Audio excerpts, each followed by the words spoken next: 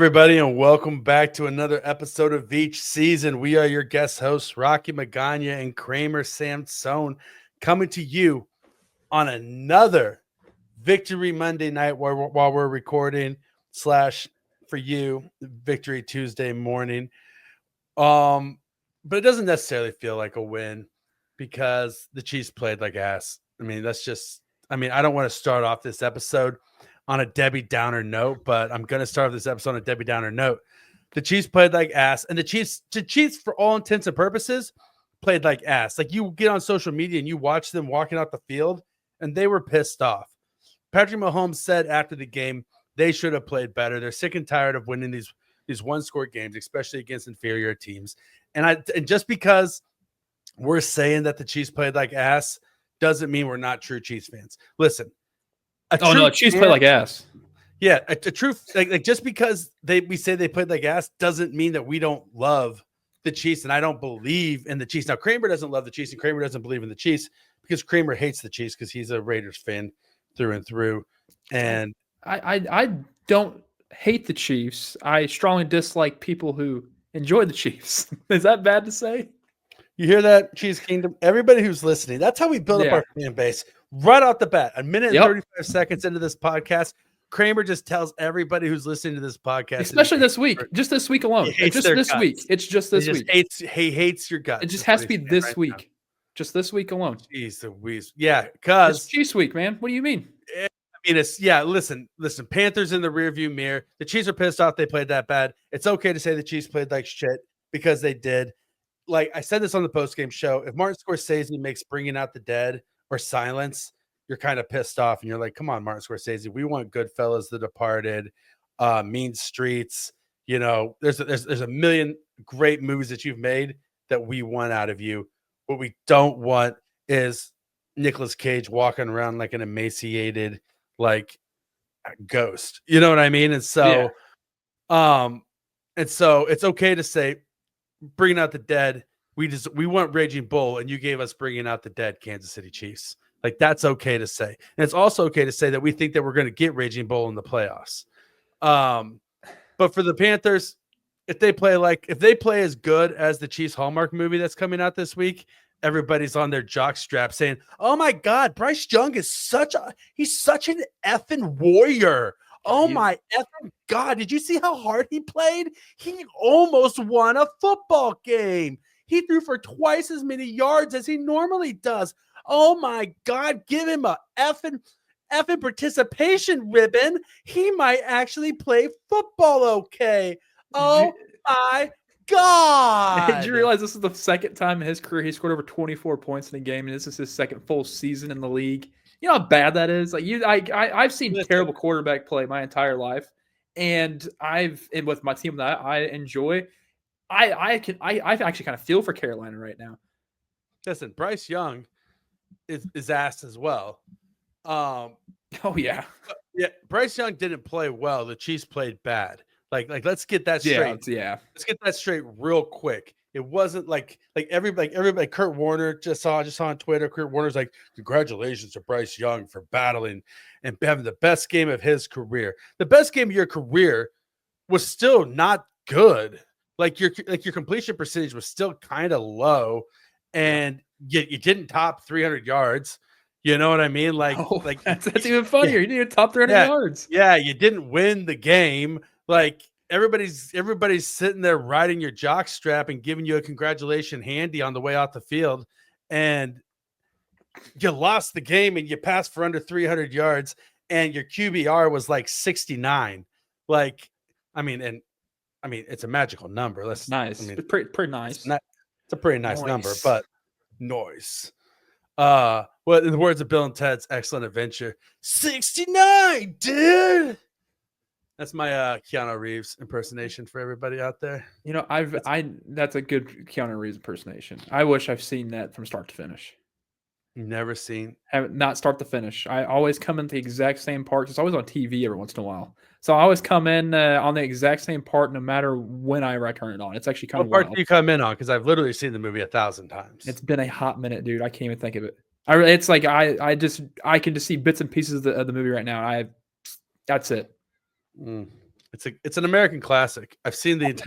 It's Keanu Reeves in it. It's clearly it's amazing.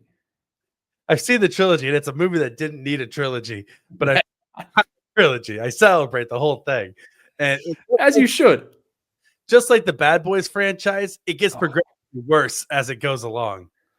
I'm not shocked by it. There's only been one, and that's it. Yeah, the first Bad Boys was awesome. The second Bad Boys was like pretty cool. By the time you got to Bad Boys 3, you're like, they just made a fourth one, right? Not like 4 years ago, maybe. Yeah, well, no, just this past year. I went on Father's Day to go see. Oh, it was last year? Yeah, to go see Bad Boys for Life. And listen, I don't ever get out of the house. I don't get to go to the movies very often. And I had my wife for Father's Day got me a gift certificate to the movies, and I got to choose a movie to go see, like my one movie outing. And me and my best friend went and saw Bad Boys for Life in the theater. Nice. And I don't regret the decision, but I'm not going to sit there and say that it was a good movie. It was and it was even worse is that my buddy who went with me had never seen any of the Bad Boys movies. So he's probably lost. He was completely lost, but I convinced him to watch the movies in reverse order so that they would progressively get better and things would progressively make more sense. Did he actually do that? Yeah, he did. And as opposed to them like just getting progressively worse, and then by the end you're like, what the hell's going on? This story's completely off the deep end, right? Like Mike Lowry's son is like a Cuban drug lord assassin, and all this like what is going on with all of this? And then like the chief of police daughter is like a DEA like big wig who gets double crossed, and there's rocket launchers, and it's just like what the it's like G.I. Joe the movie, but Bad Boys. It's like I never got to see the fourth one. Never saw the fourth one. Yeah, it's crazy garbage, and I loved every second of it. But it's a hot mess. It's as bad as the Chiefs secondary. That's about how bad of a movie it is. Like it's so bad that like.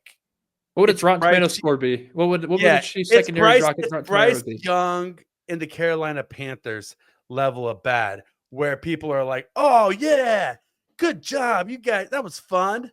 That was a fun movie. Look at that. There was explosions." Yeah, I think its Rotten Tomatoes score. I think like a 53. I would say. What would you score it though? Because whatever you score it is what the Chiefs secondary is. I'm just gonna point that out there. I'd say a 42. Ooh. I'd say a 42% on Rotten Tomatoes. Oh. That's about the score I give this Chiefs secondary right now too, which is actually better than I rank their offensive line play recently. So there's that. But yeah. So anyway, as I was welcome to Veach season. Welcome to Veach season. But I digress. I got no idea in hell what we were talking about. But we're here now, and so we're just gonna press forward with discussing the day and the things that are on our docket. But it is a big week, Kramer. It is Raider week. It is Chiefs week. Yeah. So from the bottom of my heart, I just want to tell you, first of all, premise here, anybody who's listening, if you have children in the car, now would be a good time to turn down the radio. Oh boy. 3, 2, 1. Kramer, go fuck yourself and fuck the Raiders. Okay, Rocky. I thought I was going to get a little cordial in this, but go fuck yourself and fuck the Chiefs. All right. I don't know how we're going to tell those people to turn the radio back up again, but hopefully it's safe now. Okay, it's safe from here on out for your children to listen. Well, it's never safe for your children to listen to this podcast. If you have your children listening to this podcast, shame on you. Like, okay, we're killing our listeners now. I mean, I'm just saying, like, actually, I'm not here to judge anybody's parenting, right? But I got kids. What I'm saying is, if you're listening to this podcast with your kids in the car, and then you're like, I can't believe they just said that. Hey, we warned you that you haven't listened to this podcast for very long. Would be the one thing that I would say, considering all the sack talk we had last week. And let's face it, that's not the first time we've talked about. No, it definitely won't be the last either. No, I mean, who knows? Like, we usually don't drop F-bombs like that, but it's Raider week, so we kind of had to. Oh, and I'll tell you this right now. I'll just be. When I said earlier, I don't like Chiefs fans just for this week alone. Whenever the Raiders play the Chiefs, I can't stand you guys. Wow, that was a real like. Just want to point that out there. Wow, your hatred for the Chiefs is so lukewarm. Yeah, What well, because you're not even good. You're not even good at being a scumbag. I have to start liking them because I do feel like they're going to win the damn Super Bowl, which is so annoying that I have to become a Chiefs fan by the end. Exactly. So I have to play a little bit of nice. I don't like it. It's but I have to at some point. Hey, baby bird, it's okay. Once the Chiefs win the Super Bowl, I'll welcome you back into the fold. You can suck on the mommy tea of Chiefs Kingdom and get your little milk. But when Shedeur Sanders suits up in the silver and black this upcoming season, man, it's going to look damn good. Oh yeah, just like damn good against the Jayhawks. Hey, listen, Shedeur Sanders, like, okay. I don't honestly, who is the best quarterback this upcoming draft? I know this is I'm saying, the number one draft podcast. I have no idea. This is the number one draft podcast, so we haven't talked too much draft because we've been in full season mode and it's not draft season yet. But let's talk draft for a second. The best quarterback in this draft is Cam Ward. You think so? You really? I don't know. I really don't. I have no faith in him. Cam Ward is the best quarterback in this draft, hands down. I think Shedeur Sanders is a bust, and I think that Jackson Dart is extremely underrated. Underrated. I think Jackson Dart is. Who's he played though? Who's he played? Everybody on his SEC schedule. You're in the SEC. There are no easy schedules. SEC. Do they produce more quarterbacks than most? I don't know. I think it's a Big Ten. You're still going against SEC defenses, though. Yeah, true. I mean, and the guy can scramble. True. You're right. You're right. He's mobile in the same way. Like, I'm not going to compare him to Patrick Mahomes because he's not Patrick Mahomes, but he's mobile in the same way that Patrick Mahomes is mobile, where he uses his legs to create time to throw the ball down the field. Like, as opposed to other guys like Lamar Jackson or other running quarterbacks where they use their legs but when they use their legs, their eyes drop down and they're looking for a hole to scramble and run.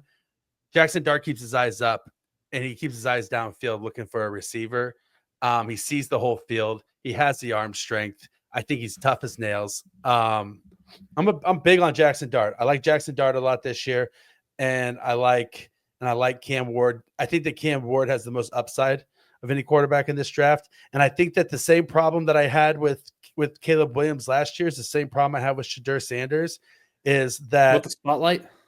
I think it's the spotlight, and I think it's his attitude, and I don't think he's mentally tough enough to be a quarterback in the NFL. I think that he's a Nepo baby who's been raised with a silver spoon in his mouth and been told he's great his entire life. His dad. Yeah. Well, actually, I don't know about that because I feel like his dad would tell him if he was terrible. His dad is super blunt. Is his dad going to bench him? No.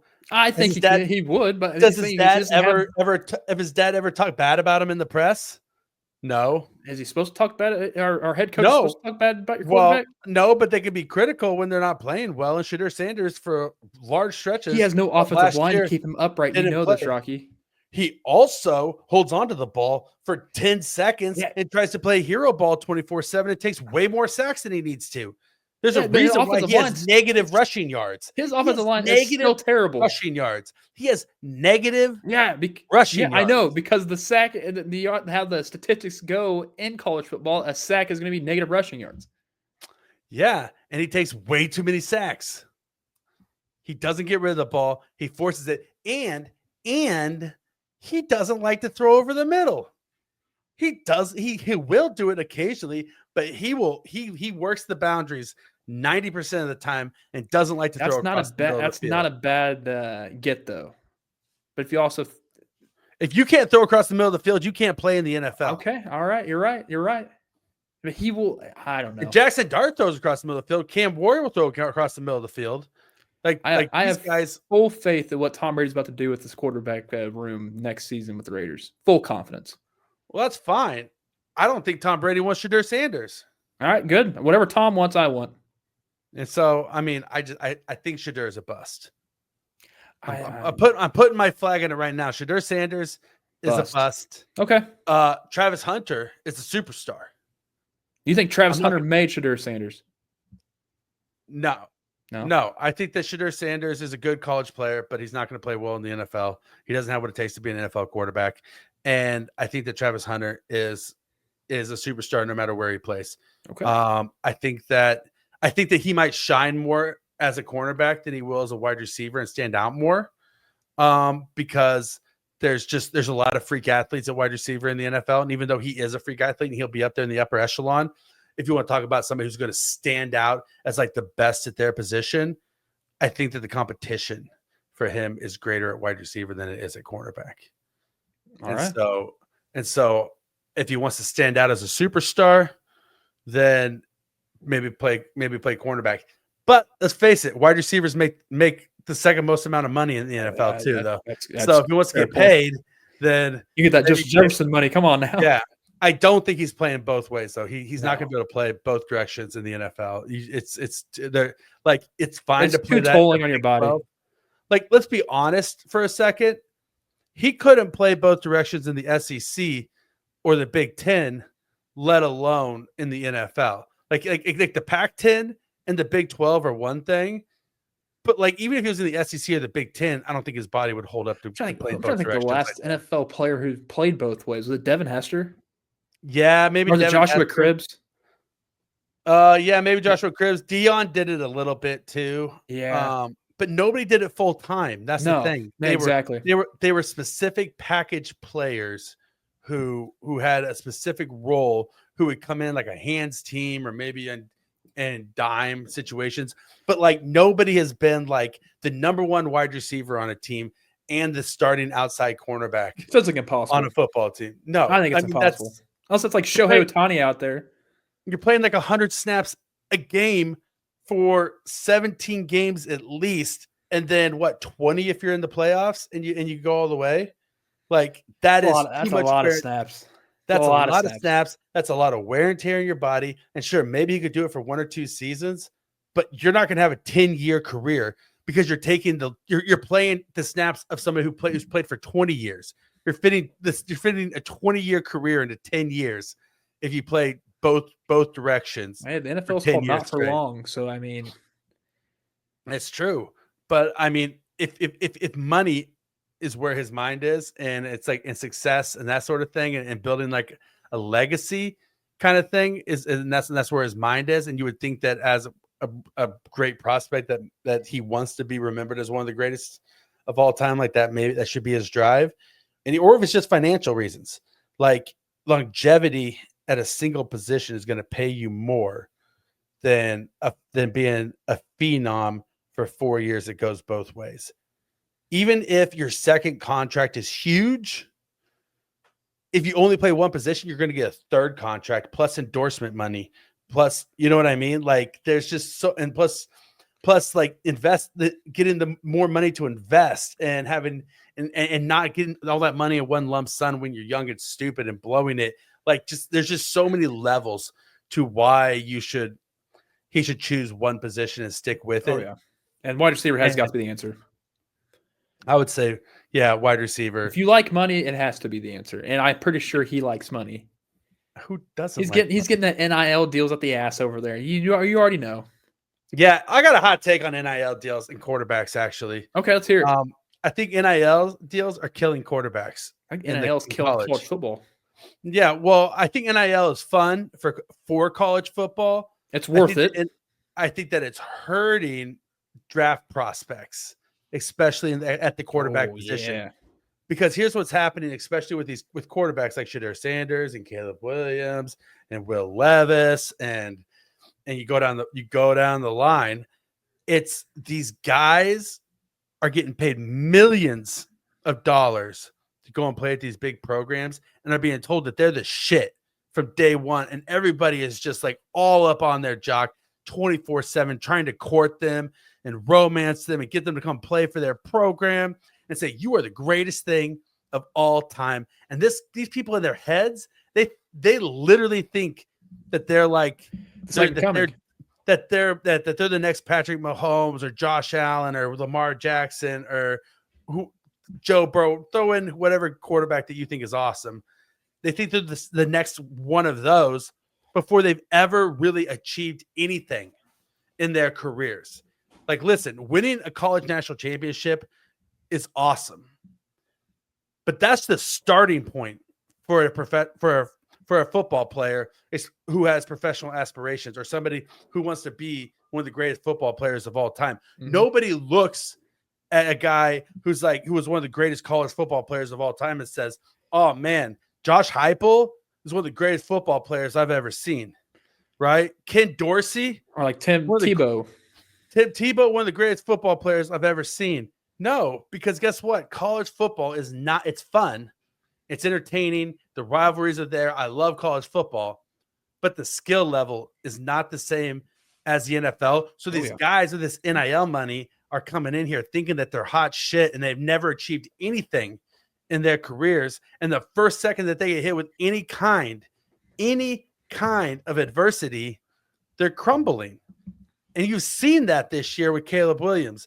And listen, I'm not saying Caleb Williams is a bust because I don't think it's fair to call a rookie a bust. I think that every quarterback should get 3 seasons to prove himself because it's that hard to play in the NFL. And I think that 20 years ago, everybody got 3 seasons to prove themselves because people knew that it was hard to play in the NFL. I just think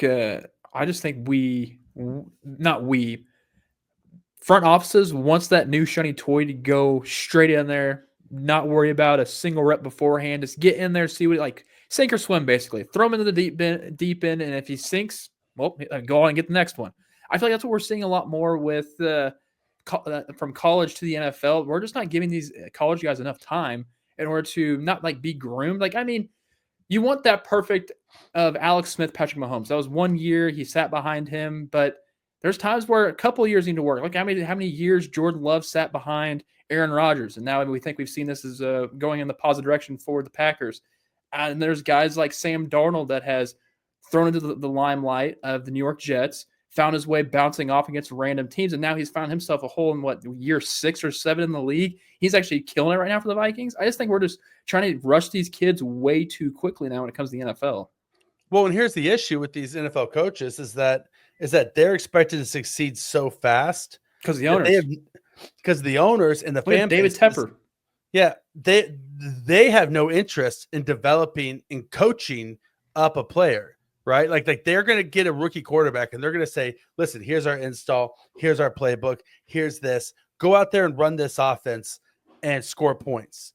And if they don't, they're going to have a short leash and they're going to say, "Okay, well, this guy wasn't it. Let's move on to the next one." They want a guy who can come in and be pre-ready and then figure it out on his own because they don't have the leeway and they don't have the leash to coach these guys up, right? Like their owners aren't giving, like no owner these days is telling their head coach, except for maybe Clark Hunt to Andy Reid when they drafted Patrick Mahomes, but they had Alex Smith, is saying, "Listen, I understand this guy is a 2-year project.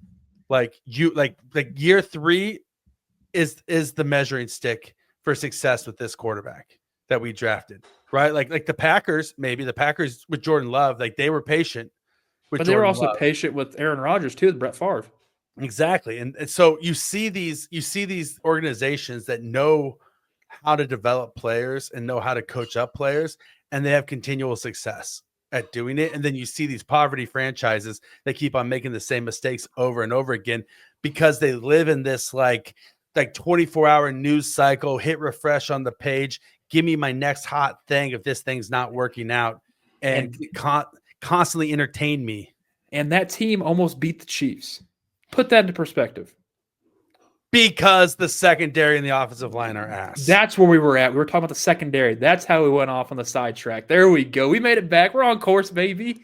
All right. Well, we're not really on course because we're 24 minutes into this podcast, and you know what time it is. It's time for what's hot with Krame Dog. Well, what's hot with Krame Dog is this week. It is Thanksgiving week. That's all we should be worried about. That's Thanksgiving. Then we have a crappy Black Friday game where we're going to see the Raiders defeat the Chiefs and have their Thanksgiving spoiled, kind of like how the Raiders ruined Christmas last year.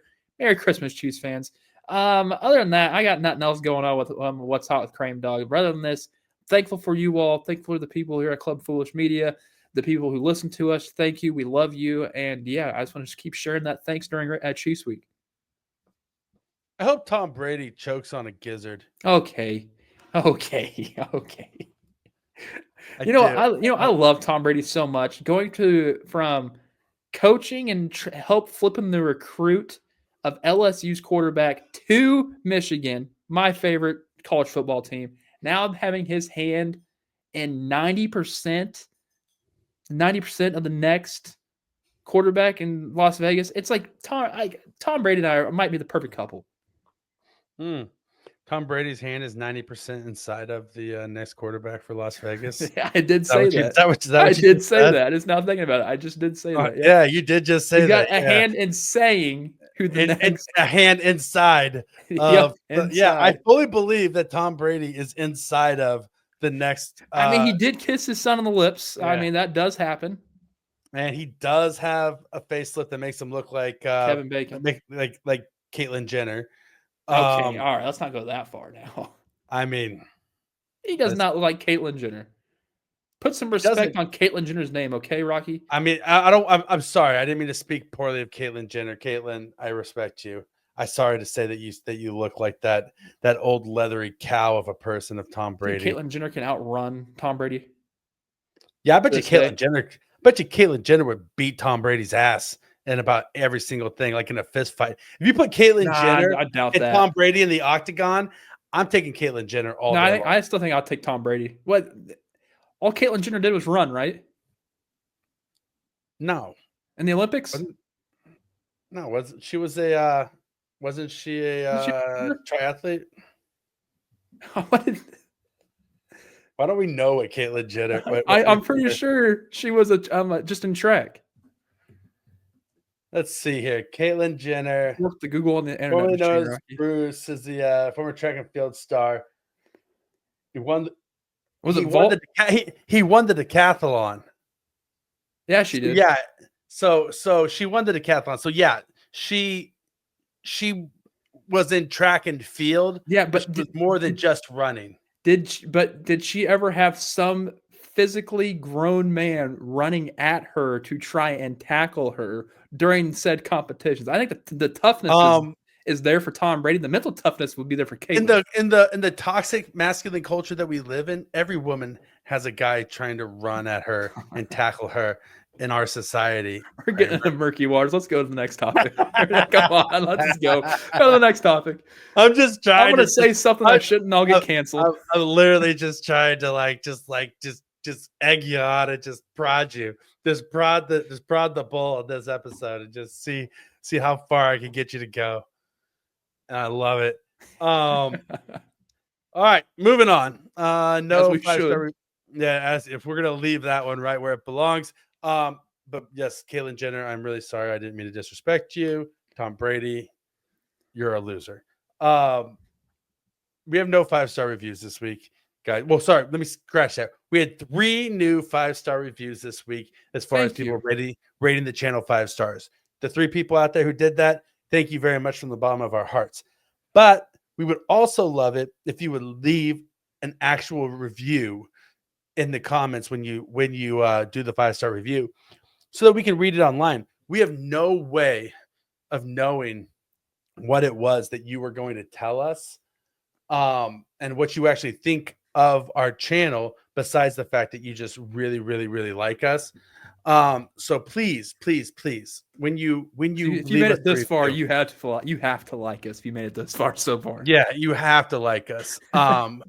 So we're just going to imagine that you did leave a 5-star review for all 3 of you guys. We're going to say you guys all worked together. You guys got together. You were all hanging out at a slumber party, playing truth or dare, spin the bottle, eating pizza and popcorn and Nerds Clusters, because Nerds Clusters are dope as shit. And I don't eat candy. I don't know what that is. Oh man, you're missing out. You're just such. Oh, I'm so healthy. I don't even eat fun things. I like the Raiders and I hate candy. I'm so fun to be around. I'm Kramer Sansone. Hey, I love chocolate chip cookies. I'll devour them bitches any day. But anyway, we're gonna imagine you guys are all hanging out at a slumber party, and we're going to ask ChatGPT to step in and give us a 5-star review on your behalf. Oh, so boy. please give me a 5-star review summary for our football podcast from 3 friends who are at a slumber Oh, you're going full depth into that part too. playing spin the bottle and 7 minutes in heaven and talking about how great And 140 characters or less, that by the way. all talk is in 140, not 140 characters. You can leave longer than that on the reviews in Apple Podcasts. Oh, that I don't know. Then, however. Yeah, and so you can do it as long as you want. All right, here we go. Enter. ChatGPT machine is currently writing it. And wow. All right, here we go. You guys ready for this? Oh boy, this is gonna sound cringy. 5 stars. We just finished an epic game of Spin the Bottle. Shout out to Kyle for landing on both of us. LOL.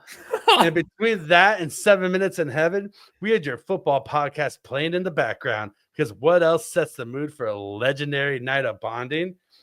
Honestly, we couldn't stop talking about your hot takes on the playoff picture, the underrated wide receivers, and the spicy quarterback debate. Every segment felt like it was meant for us, adding to the laughter, the teasing, and even a few dramatic replays of our own bottle spins.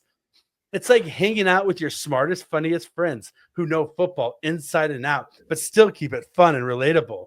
The way you break down plays and sprinkle in those hilarious anecdotes, chef's kiss. Mwah.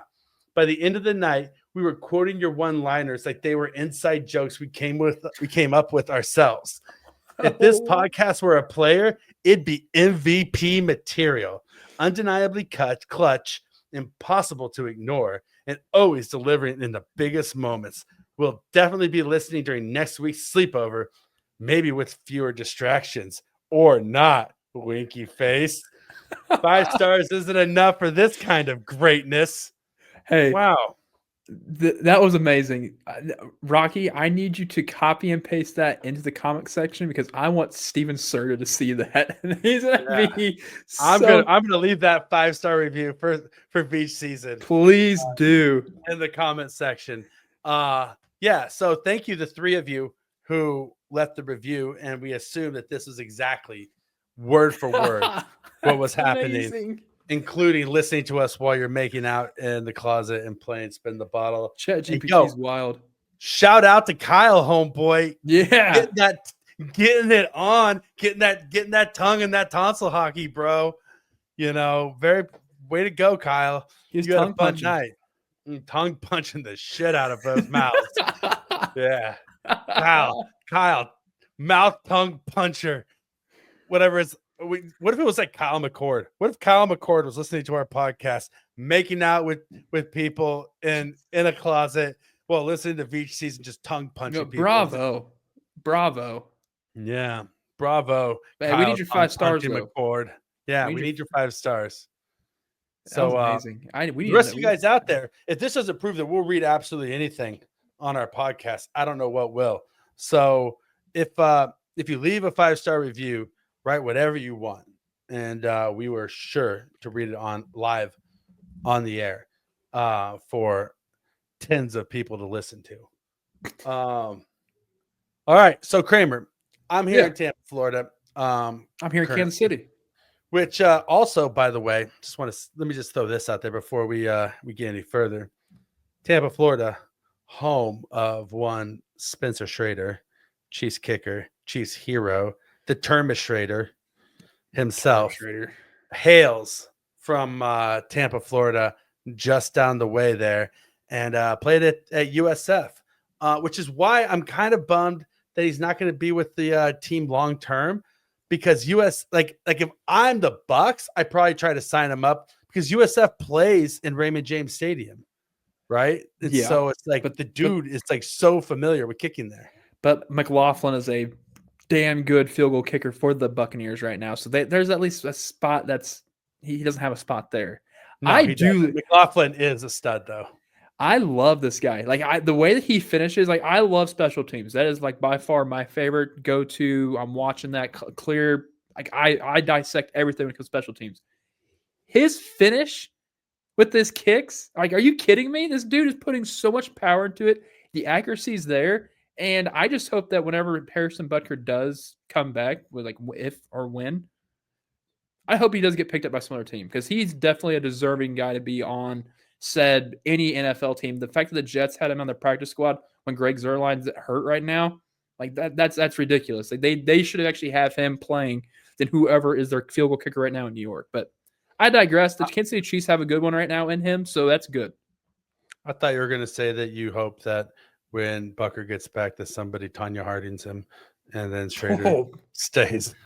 I mean, has he had his procedure done yet? Who knows? It might happen soon. Yeah, who knows? Or that the doctor botches the operation, and because if it's, I won't say it. I won't say it. Oh no, say it, Kramer. What do you? Oh, because I mean, if a female is operating on him, he probably doesn't want that. Probably doesn't want that. I mean, he would probably ask for a change of doctor. Which, my goodness, I'd slap the shit out of him if he said that to me. Oh my god, I would just take the scalpel and just stab it straight into his knee and walk out. Like, good luck with that, pal. Yeah, good luck, buddy. But yeah, no. When you watch Schrader kick the ball just explodes off of his foot. Like I mean, just explodes off of his foot. Like the guy has so much power in his kick. And I believe Dave Tobe when he says that they scouted him in the offseason that he was their number one kicker in this draft, and that they didn't have Bucker, that they would have made a play for him. And it's wild to think that they signed Butker to that long-term deal, and he's hurt, and they have a guy that could literally be the next. If we didn't sign him, he's the next guy. It's like what they've done with the former Chiefs guys, whether if it's Eddie Pinheiro, which we just saw. It's kind of good seeing Eddie Pinheiro kicking some field goals for the Panthers, or Suck Up. You mean the all-time percentage leader in NFL history, Eddie Pinheiro? Oh yeah, baby.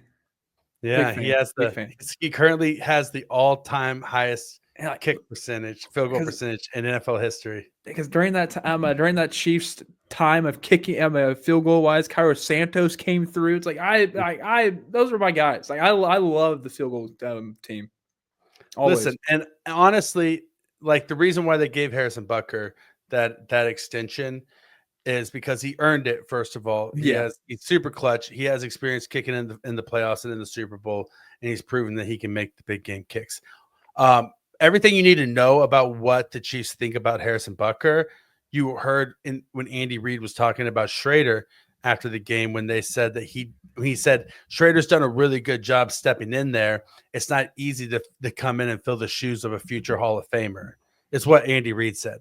So Andy Reid sees Harrison Butker as a future Hall of Fame player. Oh, yeah. Oh, he is. So there's not a lot of kickers in the Hall of Fame. So the fact that that's how the Chiefs view Harrison Butker tells you that Harrison Butker is not going anywhere. And that's unfortunate because Schrader has proven that he is a great find. And if he doesn't find a home with a team coming out of here, then I'm questioning all the front offices in the NFL, because you can't tell me that there's 31 kickers in the NFL that's better than this guy. This guy is awesome. Wouldn't be shocked if it's going to be Colorado next year. Denver. Yeah. Oh, man. And kicking a mile high, he might hit an 80-yard field goal. I mean, seriously, like the guy can hit 65 in Arrowhead. I mean, it's not beyond the realm of possibility, which would be insane. So back to Kansas City, though. You live in Kansas City. I do. Kramer, and I'm currently here in Florida.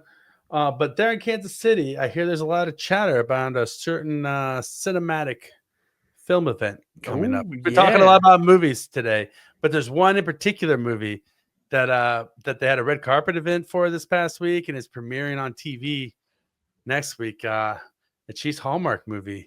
It's getting ready to come out. They've decked out Crown Center. They've brought in almost every single Hallmark star that has shined in one of the movies, including the ones that are coming. The one that's I honestly don't remember what the name of it is. A touchdown. Holiday touchdown. There we go. Holiday touchdown. They have all like a shop out down there. That's like it's a Hallmark experience in Kansas City. So if you haven't gone down there, it wouldn't be a bad idea to take the family there for the holidays, especially if the mom or the lady likes to, partake in watching the Hallmark movies. I know they suffer a lot watching football with you and all of us. So why not give thanks that way this holiday season, taking them down there if you're in Kansas City?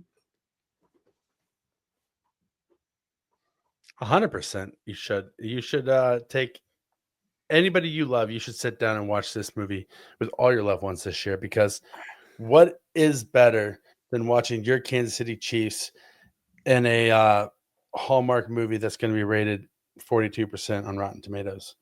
I just want to see how the Chiefs players do in this movie. Oh, they're going to be horrible actors. You know that, right? Like it's like the like athletes are always terrible actors in movies, with the exception of Terry Bradshaw. Terry Bradshaw is the only athlete that's ever been good at acting. Dan Marino. Dan Marino. Dan Marino was shit in Ace Ventura. Let's be honest. Let's be real here. He was horrible in Ace Ventura. Howie Long was terrible in Broken Arrow. I still can't believe Dan Marino took the cheap payday then and not the box office. He's an idiot. Such an idiot. Yeah, such an idiot. Well, look at Dan Marino. He's one spray tan away from just staining his skin for life. Like the guy definitely looks like he grew up like he belonged in Miami in the 80s, if you know what I mean. Yeah, he looked like Don Johnson, Yeah, Dan Marino looks like he enjoyed the nose candy a little too much in his playing days. And nose candy was not cut with anything else. No, exactly. Back, we're talking Scarface's nose candy, not this sissy pixie stick stuff that these college co-eds are snorting at their cocaine parties. Yeah, today don't do that stuff, people. All these little cute bumps these kids are taking. Yeah, don't do that. Cocaine is, in the words of Rick James or Charlie Murphy, cocaine's a hell of a drug. We do not support the use of cocaine on this show. Do not support that. No, but it is a good vehicle for comedy, as movies like The Other Guys proved when they drove through that. When they drove through Scarface sneezed all over your car. Yeah, it was like Scarface sneezed all over your car. And so, while we don't support the use of cocaine, we do support joking about the use of cocaine. Yes, we're humans. We joke about this stuff. Yeah. We're just two guys sitting here talking about football, having a good time. Oh, yeah. Like this podcast, if it wasn't Brett Veach's podcast that he already named before we started doing this, it would probably just be called Two Shitheads Sitting in Front of a Microphone. Yeah. Two shitheads, two microphones. Yeah. Two shitheads, one microphone. You know what I mean? Okay. Oh, yeah. Yeah, you see where I'm getting with this. Oh, yeah. Oh, man. Now, that is what do you think the Rotten Tomatoes rating is on Two Girls, One Cup? Do you think there is a Rotten Tomatoes rating? There's no such thing as cinematic to that video. Good Lord. Don't even bring that shit up. Listen, we've already brought it up. No, what do you mean we? You brought it up. No, you winked at me. You're part of this. Okay. You're complicit in this talk. God damn it. I'm stuck. Yeah, so, I mean, like we're already here. Yeah. All right, so we're not going to say the name of the title anymore. We all know what we're talking about. If you haven't, do not look it up. If you have never looked it up, do not look it up. We will not be held accountable for you literally poisoning your brain with that debauchery. Like, do not look it up. This is not a joke. This is not a war. This is not a game. This is a warning from two broken people to you. Do not look that up. You will never be the same again. But that being said, Kramer, what do you think the Rotten Tomatoes score would be? I like a 19. I'm not. That's too high. That's too high. That's too high. I think like a 6, a 2. If that, I don't think there shouldn't even be scored. Yeah, it's like no score yet, right? Now what about One Guy, One Jar? Now how would that go to a different way? I'd give that one 100. Well, who's the guy? Are we talking to you? No, it's not me. Definitely, it's not me. I would give that have one not seen that one. a 98%. No, I've never seen that one. Probably I would shouldn't. not- That's another one. Don't look it up. Do not look it Do up. not look it up. Do not look it up. Do not. This just. I mean, there's a million things on the internet that you should not look up that people know about. There was Tub Girl. Doing a synopsis. Back in the 90s, there was a thing called Tub Girl. Don't look that up. I'm not. Don't look up Tub Girl. I won't. There was Lemon Party. Don't look that up. I feel like I know what that one is. I feel like I do. Yeah. I won't explain it. Yeah. Don't look up goat.cx.se. Don't look that one up. No, that was back in the. You're giving us websites right now. No, don't even say that. Yeah, no, that was like the name of it too. Like that was the website, but it was also like what it was referred to as back in the day. Don't look that up. If you know what it is, you know what it is, but don't know what it is. Or meat spin. Don't look that up. Don't look that up. Yeah, don't look that up. Kramer Sansone's beefcheeks.com. Don't look that up. Don't look that up, baby. Cameron Dicker. Yeah. Nice. Dicker kicked a field goal. I needed that. Dicker the kicker. Yep. Perfect segue. Yep. Dicker, he doesn't even know her.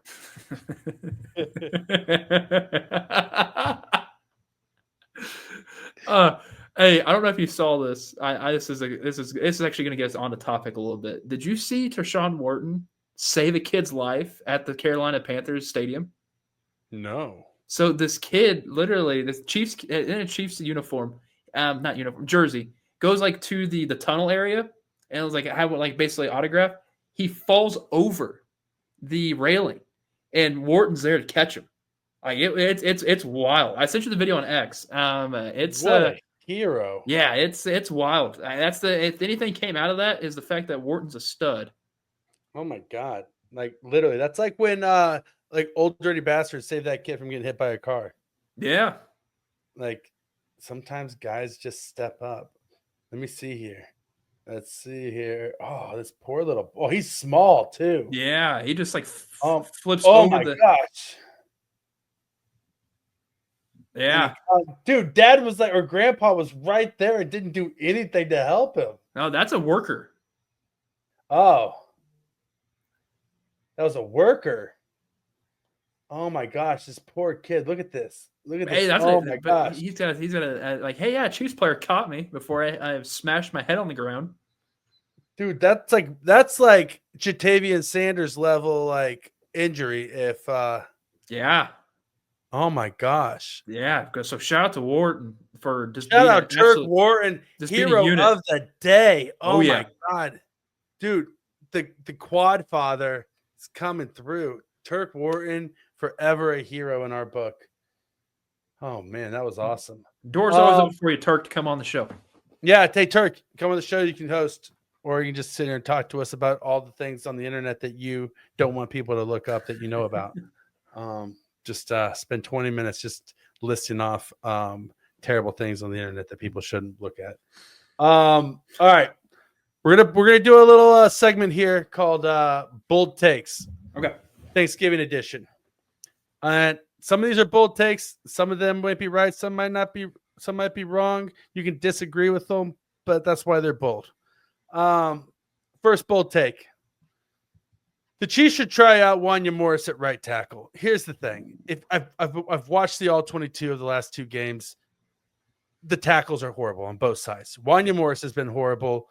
Juwan Taylor has been almost equally as horrible. Anybody who tells you that Juwan Taylor isn't playing that bad isn't going back and watching Juwan Taylor on a snap-by-snap basis. Juwan Taylor is playing horrible. Wanya Morris is playing more horrible. The difference is Wanya Morris is a second-year player who's a natural right tackle in college who switched over to left tackle in the pros. Now, the Chiefs aren't going to move on from Juwan Taylor. And I'm not even saying that Wanya Morris should be the starter for the rest of the year, but the Chiefs should play Wanya Morris. Once they get DJ Humphries up and running at left tackle, they should try out Wanya Morris just to see how good he is as a professional football player at right tackle. Just get a couple games under his belt at right tackle to see if after next year, if you need to, do you need to go out and sign a right tackle, or do you have your right tackle in Wanya Morris? Right? Like yeah. Is it Kingsley and Wanya, in 2026. I don't know if I want as your, Kingsley there right now in 2026. Well, that's what you need to find out, right? Like next year in training camp, you're going to find out if Kingsley is going to be the real deal or not. And listen, I am 100% on board with them moving up and drafting a tackle in this draft. I think that taking a tackle, a wide receiver, or a defensive lineman in the first round of every draft, even if you have players there, I don't think ever is a bad draft pick. You know, I've from just watching the Chiefs within the last 5, 6, 7, 10 years, I feel like ever since Eric Fisher's been gone, I feel like there's been a revolving door on each tackle side for like the last 6, 7 years. They need to finally have that guy, like say if it is Wanya Morris. I would love that actually, because Juwan Taylor, I didn't think he was great in Jacksonville. I think he got overpaid when he came to Kansas City. He still did the exact same thing he did in Jacksonville. Oh, $20 million a year for how he's playing? Overpaid? You don't say. It's ridiculous. It's stupid. I would go with Wanya Morris there at tackle right now on the right side, even if Juwan Taylor's healthy, and even if they have DJ Humphries, which he's not going to be suiting up this week against the Raiders. You'll probably see him suiting up the following week. But if he has a good showing there, and we keep on seeing Juwan Taylor still doing Juwan Taylor things, if it is the false starts, the holds are starting to come around, him not being able to block. Like it's telling. It's not good. So if that's the case, 100%. Bring Wanya over the right side. I 100% agree with you. I don't adhere to the philosophy where just because you're paying a guy $20 million, you shouldn't bench him because you're paying him too much to bench him. Like if he's not playing well, you bench him. If there's somebody who's going to play better, you play the other person. Look how much money the Giants had to eat with Daniel Jones. Like, God. At this point in time, this looks like a fire sale. Like, I do something with this. Yeah, 100%. And it's like, listen, just see what you have there. Like, plan for the future. Be smart. See what you have there. It's not going to be any worse than what you're currently getting over there. Exactly. This offensive line has been horrendous. And then we're starting to see Joe Thuney starting to do some penalties. Trey Smith's not looking as solid. Like, the only person that looks like is Creed. Creed's the only one that's made consistent. It's a trickle-down effect because Joe Thuney has to try to help out the guards have to try to help out the tackles. Yep. Right? And then you have it's a further trickle down. You saw with Juju Smith-Schuster when he whiffed that block that got Patrick Mahomes lit up by the blitz because he was chipping to try to help try to help Juwan Taylor instead of picking up the blitzer because in his mind he's like, I have to help out the tackle, and he wasn't even looking at the blitzer. And you see this like over and over and over again. Like, it's not just the tackles that suck at blocking right now. The guards are messing up. The tight ends are missing blocks. The running backs are everybody sucks at blocking right now for the Chiefs. Is that why Hendershot's been coming out there, because he's more of a blocking type of? That's because that's the reason why I think Hendershot's even on his team right now. I 100% think so. And Noah Gray's the next Travis Kelce, so. Yeah, and Noah Gray's been missing blocks also, which is uncharacteristic of him. Well, he's catching the football more. Kareem Hunt is missing blocks. Like, it's like they're missing blocks across the board. And you have a Carolina Panthers team that had 12 sacks on the year coming into last week's game, and they got 5 against your offensive line. The Carolina Panthers were 30th in pass rush win rate. Clowney looked like that first-round draft pick. Jeez, like it looked like they had Jared Allen, Tamba Hali, Reggie White, and Warren Sapp on their defensive line against the Chiefs. It's like, hell of a list of names you just said right there. Yeah, I just ran the. Yeah, no, that's a damn good lineman. That's a damn good D line. That's a damn good D line, and that's what they looked like against this offensive line. So no, yeah, literally whatever you got to do to fix it. There is no wrong answer when everything's broken right now. I mean, that's where you're at. Second bold take. Black Friday football sucks. Yeah. Thanksgiving Day football is awesome. Black Friday football sucks. Day after Thanksgiving, I'm busy trying to clean up after Thanksgiving, recovering from Thanksgiving, trying to figure out what I'm going to do with all the leftovers from Thanksgiving. No, you're eating them damn leftovers, buddy. trying to do stuff around the house on this extra day off that I have. Like, it's not a day for football. And it's like, it's stupid that the NFL feels like they have to try to cram a football game into every single day to try to monopolize. Like, I just miss the days where 90% of the football games were at noon on a Sunday. And then, then you had Monday Night Football, and that was it. Like, that was just like it was simpler times, and it was a place like I'm turning into like this old man. Like, in back in my day, the game was pure. Back in 45, I saw Johnny Unitas wear a helmet and still plow through that wall. Yeah, he ran straight through a cinder block wall to get to the end zone, and they used to put razor blades in their gloves and punch each other in the throat. And I feel like that guy, but we don't need football. No, we don't. On Black Friday. No, I need that day to myself. Plus it makes it a short week for us. Yeah, and like, if I had to tell my wife there's a game on Black Friday, when she's thinking we're gonna go do family things that day. Newsflash, that ain't happening. Newsflash, my wife's gonna leave me. Thank you, Chiefs. My wife's gonna ask for a divorce thanks to Black Friday football. She thought we were gonna go get a 40-inch television screen for $13.99. Nope, that's a deal. Actually, $13. Yeah, no, we're not doing that. I don't want. Oh, bold take. Black Friday shopping is bullshit. Yeah, it's bullshit. The deal started during Veterans Weekend or whatever it was, Veterans Day. It doesn't even matter. Like, the whole purpose of Thanksgiving is to be thankful for what you have, and to gather with people that you love, and to appreciate the bounty that we've been provided. And then you turn around less than 24 hours later, you're like, I need to consume as much as possible. Oh, consumerism, let me buy all this shit I don't need just because it's cheap, and trample other people and beat them up so I can buy more shit. See, I don't think, does that happen anymore? In my garage. Those midnight openings, does that even still happen? Or did COVID kill that? I think that Amazon killed it, right? But that's maybe fair. I don't know, but the principle is still there. Yeah. And like, you don't need all the shit you're buying. It's true. I'm sorry, I'll get off my soapbox. Yeah, he's on your soapbox.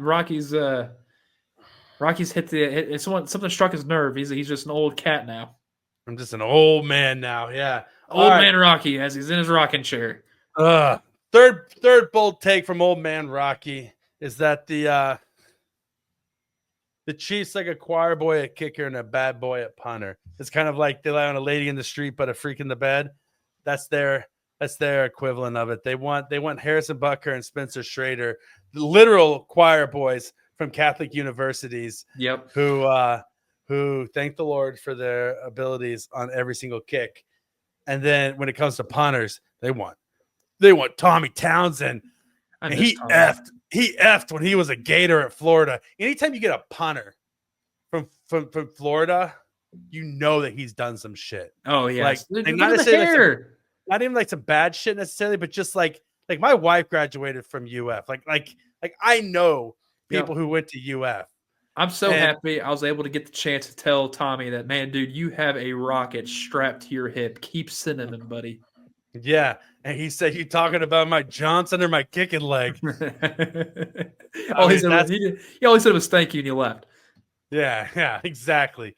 And now we have Matt Ariza, who thinks that he's a linebacker. No, he is the punt god. What do you mean? He is literally the punt god, and is a bad boy of kicking right there. Yes, sir. And so, I mean, Chiefs like a choir boy at kicker and a bad boy at punter. I think the evidence is there. And my last bold take of the holiday season so far is that yams are garbage. If you like yams, then I don't trust you as a person. They're a garbage dish. Like, they're the worst usage of a root vegetable I've ever seen. Like, mashed potatoes are so much better than yams. Yes. But I mean, can you even compare yams to mashed potatoes? I can't even compare yams to sweet potatoes. Yeah, no, Like, it's just gross. It's just not good. like, It's just like the taste. Ugh. You have to add salt to it. No, thank you. and marshmallows on Oof. top of your root vegetables. Like what the like what drunk grandma in the 1950s put marshmallows on top of yams Well, you got with like maple syrup, and then all of a sudden it was like a Thanksgiving tradition. yams feel like something that was made in the Great Depression to uplift some spirits for maybe a solid 2 seconds, if that. But It was like when the boys came back from World War One, and they were all sad, and nobody had anything to feed them, and a boy was like, "I could really go for a sweet potato pie," and they're like, "Well, we don't have any crusts, but we got some canned yams and marshmallows. We'll make you this. we'll figure something out. We'll figure something out for you, son. Thank you for your service in the trenches." And he's like, "I can't breathe because of all the mustard gas." Jesus, good Lord. Yeah, and he's literally had waking nightmares for the rest of his life because of trench warfare, all quiet on the Western Front, all of that. And that's where I think yams came from. So yams are about as good as World War One trench warfare and coming back with the after effects of mustard gas. Yeah, can you imagine if they still did trench warfare? Jeez, that was brutal. Yeah, War newsflash. War is dumb. Yeah, War is dumb in general. Killing people and killing each other is stupid. that's not cool. Like literally figure out better ways to resolve your differences. Yeah, figure it out. Listen, we're not your effing meat puppets out here to be your human body shields just to throw at each other and while you're trying to solve your petty differences. Figure it out, politicians. Yeah. Get the boxing gloves out, go to Netflix, make it a terrible stream, and get paid by doing it, and still let's duke it out in the damn ring. Like they should put an octagon in the United Nations, and that's how all disputes should be handled. Yes. Right? Like, and we're not talking like you get to like, oh, I'm gonna send my ambassador to the United Nations into the octagon. No, your president is getting in the octagon. Yes. And he's got to fight. He's got to fight for what he wants and get bloody for what he wants. Can we at least wait until our guy has left his term? I mean, our guy's at least tall and has some weight behind him. No, okay, let's be honest. You know who's F some stuff up in the United Nations octagon is Angela Merkel. I have no idea who that is. Oh, you know Angela Merkel? Oh man, you should. All right, this is gonna be a treat for you. And for everybody out there who's watching us on YouTube, Angela Merkel is, I don't know, I think she's the former chancellor of Germany. She's a retired German politician who used to be the chancellor of Germany. Oh, and this chick right here. Let me get this brought up, and I'm going to share the picture here on the stream, and you'll see her. Yeah, she would definitely F some people up in the octagon. And what's her name? Have you ever Angela Merkel? She would murk you. She would murk the shit out of you in the octagon. I don't know why I'm laughing. I don't know why it's like she is like 5'10". What do you say? 185 pounds of straight German anger. Why does she look like built like a Volkswagen? There's an actor probably she has looks heavy like. hands. There's an actor she looks like. Jeffrey Rush? No, he's Gerard Depardieu. No, why do I think he's not in Roseanne, but something else? John Goodman. Yes. Jeff Daniels. I mean, John Goodman. John Goodman. Yeah. This lady looks like John Goodman. Angela Merkel. So coming soon to Netflix, the Angela Merkel story starring John Goodman. Anyway, I think Angela Merkel would F stuff up in the. You can't tell me that's not her. That looks. I don't know where you found such a great picture of Angela Merkel. I think that it's 100% her likeness. Hold on, but yeah, I mean, if that was the case, though, I think that we would elect differently, though, as well. And the problem is that Joe Rogan or somebody stupid would probably get elected president. Hold on, I can't. Oh, yeah. That's Angela Merkel. Wow, that's an Angela Merkel smile if I ever saw one. And so anyway, war's dumb. They should have an octagon in the UN. Your presidents should have to fight for what they want. Yams are a World War I dessert. Yeah, it is. All right. A couple Chiefs things really quick, and let's just get out of here. Mahomes did play much better against the Panthers. He's actually played better the last 5 weeks. He honest to God, I don't know if I touched on this last week because my memory isn't very good. But he actually played really well against the Bills when you go back and watch the all 22. There was probably only like 2 or 3 snaps where he made the wrong decision, but for the most part, he made the right decision based upon what he was given. The problem is he wasn't given a lot to work with. Right. And so there wasn't he didn't have enough time. He didn't have any time. He didn't have any time against the Panthers either, to be honest. Our offensive line just gave him no time. They set him up to fail. We only have one cornerback, if you think about it. This is my other bold take. The Chiefs only have one cornerback, and his name is Trent McDuffie. If you think about it, Najee Johnson is a converted safety who played at Marshall, 7th-round draft pick, converted safety. Chamari Connor is a converted safety playing slot cornerback. And then they play a combination of Jaden Hicks, Brian Cook, Justin Reed, and Johnson, whoever. Yeah, well, Najee Johnson, yeah, right. So like, but that's their 6 defensive backs right there. 5 safeties, 1 cornerback, and then just Joshua Williams never sees the field because he's mistake prone and doesn't know how to use his size to his own advantage. They're missing Justin Watson. They are missing Justin Watson, and it's crazy that Justin Watson seems to be the glue that held this entire defense. Or Jalen Watson. Sorry, not Justin Watson. Yeah. Why did God damn? There's too many damn Watsons on this damn team, especially because Justin's the wide receiver. Maybe Justin Watson needs to go on the corner side. Who knows? Listen, another bold take. There's too many people with the last name Watson in the NFL, and there's too many damn Jalen's in the NFL. Yeah, right. Jalen's and Justins. I don't need Jalen's, Justins, and I don't need any more Watsons in the NFL. And I don't need any more Josh Allens. There's too many Josh Allens in the NFL. Yeah, there's too many, actually. Yeah, too many Josh Allens in the NFL. So, but yeah, the Chiefs secondary isn't playing well because the Chiefs only had 2 competent cornerbacks coming into this season, and then one of them went down. And it's literally Steve Spagnuolo doesn't want to have to adjust what he's doing, but he might need to because they're just not holding up in man coverage when we blitz, and the blitzes aren't getting home like they should. Right? It's twofold. The problem's twofold. The blitzes aren't getting home because they're being picked up and they're not being disguised as well as they should be.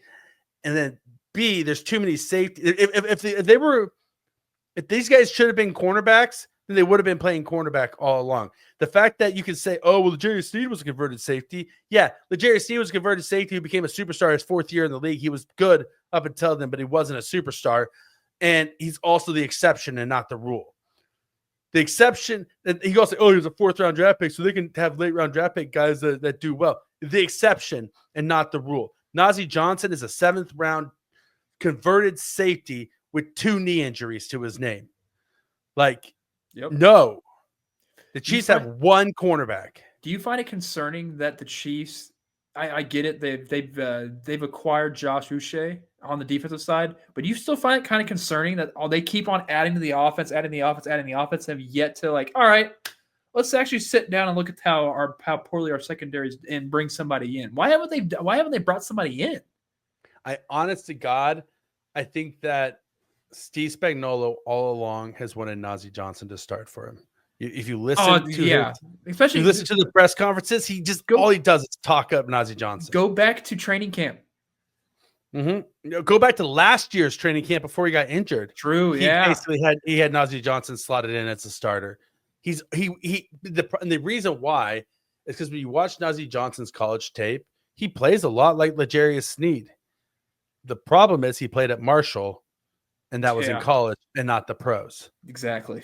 Right? It's the same thing with like Sky Moore. Like Sky Moore looked really good at Western Michigan when he had future insurance agents, covering him. Guys who run like a 4.640. Like I was basically out there trying to cover Sky Moore when he was playing at Western Michigan. Yeah. So it's the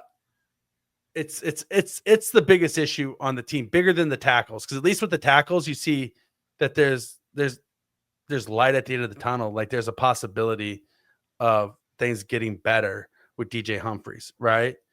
There's no light at the end of the tunnel. There's no cavalry coming back from injury like Isaiah Pacheco or Charles Omenihu with like the running game or with the pass rush. And why right? is that? Why is that a thing right now? People are gravitating towards Charles Omenihu, like, oh yeah, no, Charles, can't wait till Charles gets back. Can't wait.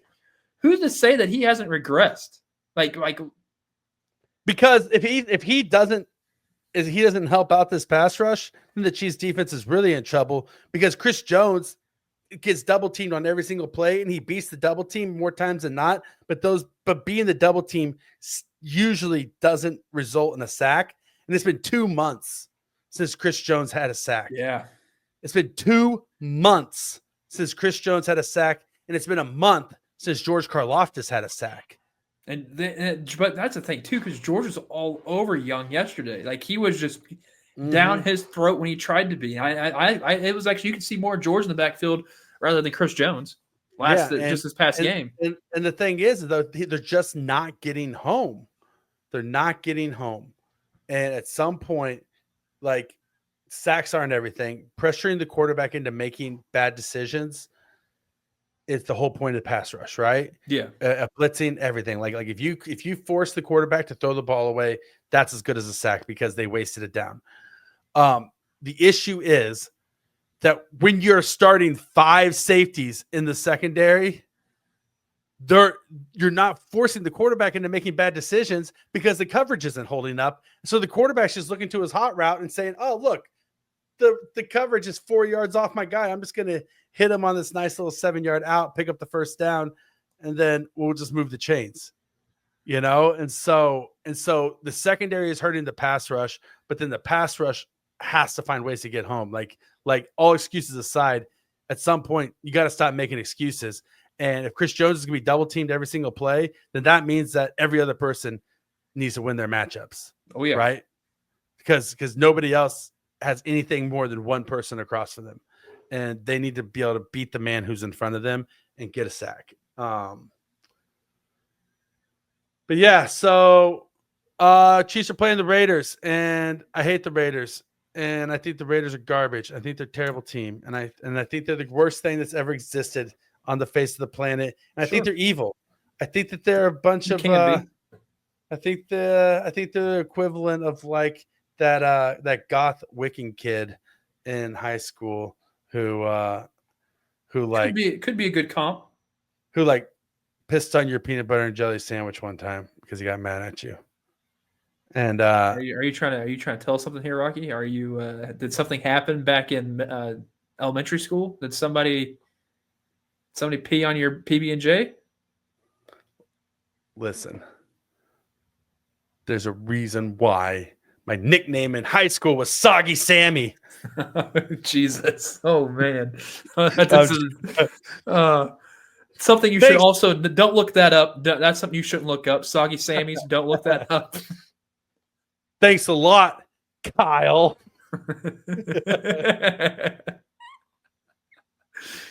Kyle gave me a Soggy Sammy. Did 7 minutes in heaven instead of making out with me. I forgot Kyle's the name I got as the guy. Anyway, the Chiefs are going to kill the Raiders by 2 touchdowns. Okay, even if they're garbage. I'm sorry that Gardner Minshew's out. You get to, at least who's your starting quarterback? Is it Trailer Trash? A guy who is undefeated against Sir Patrick Mahomes. You're going to see the cavalry of Aiden O'Connell ride his horse on into Arrowhead and dethrone once again, rip the heart out of their chest like they did Christmas Day. They're doing the exact same thing, punching the people in the gut on Thanksgiving so they can just spew a big Chiefs loss right out of their mouths because, well, honestly, I really want the Raiders to lose because a better draft pick would be better for me rather than winning on Black Friday. So I'll just leave it to that. Old Appalachian trash stash. Oh, Aiden O'Connell. You know what? I should have shaved it. I should have shaved my mustache and got rid of the beard. Yeah, jeez Louise. Aiden O'Connell is the ugliest human being besides the owner of the Raiders. Hey, right? Don't you dare talk about Mark like that. Mark Davis is a saint, damn it. Mark Davis looks like a penis with a bowl cut. And? Yeah, don't come back to that. He does. And he looks like a penis with a bowl cut wig on his head. You know anyway. I trust that man. I trust that man. I shouldn't, but I do. We have two last matters of business before we get out of here. First of all, Kendrick Lamar came out with a new album. I just got to say that real quick. Pretty good. It's awesome. It's great. It's and the reason why this is important is that it's called GNX.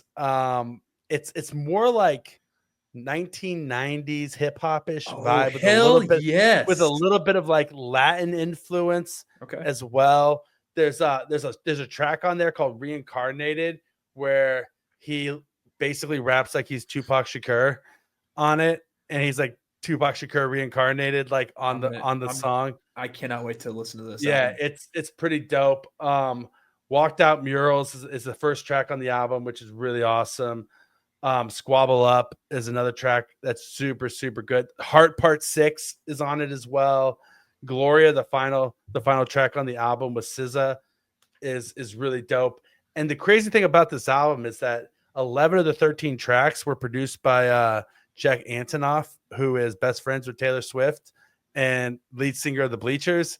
And he is not the person that you would think would produce a Kendrick Lamar album, but he is a world-class record producer. So when you listen to the album, you're like, man, this album is so good. And then you see that he produced it. You're like, it makes sense. It makes sense because he's beyond whatever your preconceptions of him as a person are for whatever he looks like, right? Like he's a genius record producer, and Kendrick Lamar is a genius musician, and he's the king. K-Dot is the king, man. There's not a single rapper out there who can hold a candle to him every single time he comes out with a new album. It's just like, it's a treat. And this album is a little bit different than his last couple albums. Like they missed him around the Big Steppers and even Damn and To Pimp a Butterfly. There's a lot of like social commentary, maybe even like some self-hate, like some self-reflection and really diving into his own dark side, his own weaknesses, his own like past and his trauma and all these things, right? And like really kind of like these in-depth reflections of himself. This is much more that Not Like Us vibe where he's like, nice, I'm the mother effing greatest of all time, and I'm the greatest that's ever lived. And I'm the shit, and this music is the shit.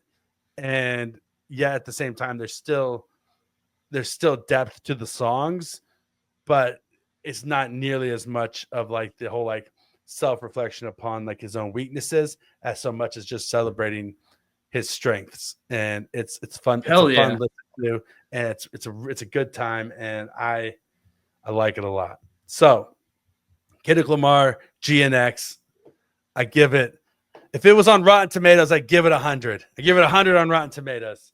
Was it Metacritic? I give it a 9.9 on Metacritic, or 99. It's 99. I've never heard of Metacritic, if I'm being honest. Okay. Well, whatever music rating system you use, I give it my ears. Yeah. Well, I give it 2 ears up. There we go. 2 ears up, and it makes me feel happy in my heart. So that's the Veach rating system, baby. Maybe a little happy in my pants. Hell yeah. Up, happy in the heart, happy in the pants. That's how I feel about the new Kendrick Lamar Veach season rating system right there, baby. And then last thing before we get out of here, I feel like it's only fair that with it being Raider Week that we place a little Raider Week wager. Okay. On this game. So here's what I propose.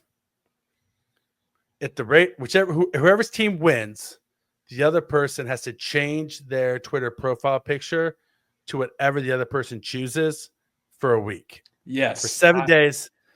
And the only yes. caveat is it can't be porn. Right? Like you can't put 2 girls, 1 cup on somebody's Twitter profile. Please no. Picture, yeah. Right?